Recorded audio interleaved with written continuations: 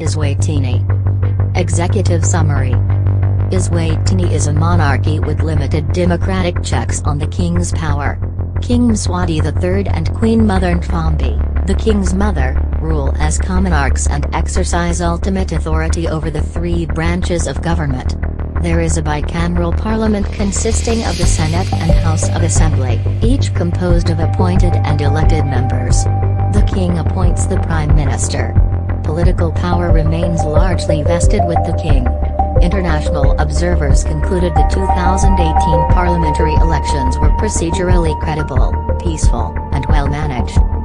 The Royal Eswatini Police Service is responsible for maintaining internal security as well as migration and border crossing enforcement, and reports to the Prime Minister. The Eswatini Defence Force also has domestic security responsibilities, including protecting members of the royal family.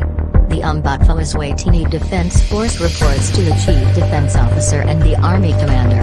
His Majesty's Correctional Services is responsible for the protection, incarceration, and rehabilitation of convicted persons and keeping order within corrective institutions. His Majesty's Correctional Services personnel sometimes work alongside police during demonstrations and other large events, such as national elections, that call for a larger complement of personnel.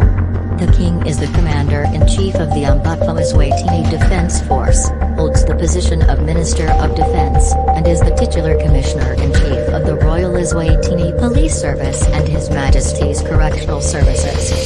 Traditional chiefs supervise volunteer rural community police, who have the authority to arrest suspects who commit minor offences for trial by an inner council within the chiefdom.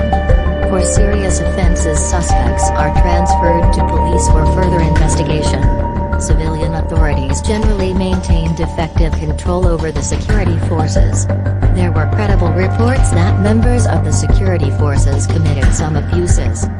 In late June and early July, the country experienced unprecedented civil unrest following the banning of petition deliveries, resulting in dozens of deaths and hundreds of injuries. The unrest was marked by violence, looting, arson, and large-scale destruction of property. In October, civil unrest again sparked protests, resulting in at least one death and dozens of injuries. During the unrest, the military was deployed to restore order, and the government disrupted internet service.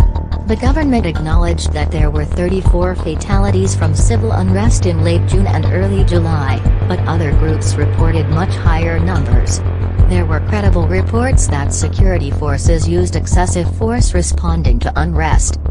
Significant human rights issues included credible reports of unlawful or arbitrary killings by the government, cruel, inhuman, or degrading treatment or punishment by the government, political detainees, serious problems with the independence of the judiciary, serious restrictions on free expression and media, including an allegation of violence against foreign journalists, serious restrictions on internet freedom, substantial interference with the freedom of peaceful assembly, restrictions on freedom of movement, serious and unreasonable restrictions on political participation, and the existence of the worst forms of child labor. The government was inconsistent in its investigation, prosecution, and punishment of officials who allegedly committed human rights abuses or for government corruption.